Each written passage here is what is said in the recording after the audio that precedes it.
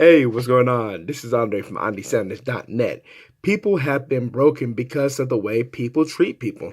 This is something I picked up on a Facebook post from my old company founder I used to be a part of in one previous home-based business company I was a part of. And he had mentioned this point.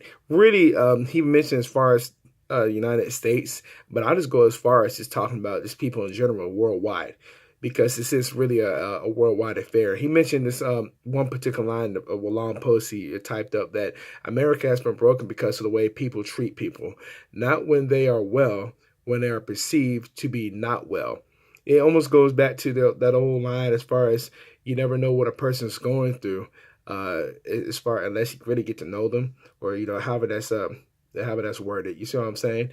But it just comes down to this something else that he mentioned too later on the same post, as far as treat people like the way you want to be treated. You see, you never know what they're going through. And my argument has always been, probably, and like I said, this is only my theory, probably the reason why that's the case, as far as why people might treat people this maybe wrongly or however unjustly, however you want to word it, because the information that they put into their heads. It goes back to what I mentioned in previous videos about what Napoleon Hill mentioned in Master Key to Riches, as far as we are so quick to take the first information that we get and run with it, other than doing our own due diligence on it. So yeah, I do have to agree with that point what he mentioned. Again, not just talking about this one particular country. I'm talking about worldwide, like I said earlier. Just people just want to just judge, criticize, blame, complain. And it's interesting too, because with it being a Sunday, with this video being recorded, I have one of my minister had just mentioned this as well, as far as what we say with the tongue, how dangerous the tongue could be. But even, I was really thinking too during his sermon, it's not even so much the tongue.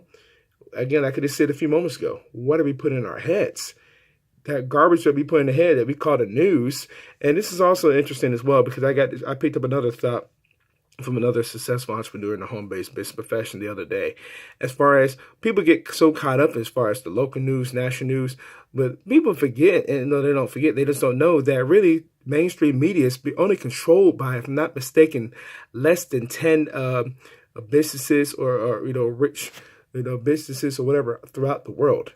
10, less than 10. You can look this up. I don't know the actual number, but I know it is less than 10. So you might be thinking, okay, so they got us all thinking this differently, whatever. Yeah, it's unfortunate, though. The reason why, I don't know why that's the case. I guess to leave people confused. But since we are in an information age, we really don't have any excuse to, even though there's a lot of information, to go dig deep into that information. That's exactly what Napoleon Hill was mentioning decades ago in The Master Key to Riches. And again, we are so quick to jump on things, political things or whatever, and just put so much energy into it. What about energy for what your dreams, goals, and plans are? You see, so that's not important. You got to talk about something that's going on political. We got to talk about something that's negative. Something I picked up on the podcast too a while back from Robert Kiyosaki's podcast is when he had a guest say, "Have you ever sat down to ask yourself, if you're watching the news or national news, what are you going to do? What are you going to do with that information once you get it?" You see, let's just be honest. What are you going to do with it? Personally, you're not going to talk to me about it, because I'm just going to just walk away.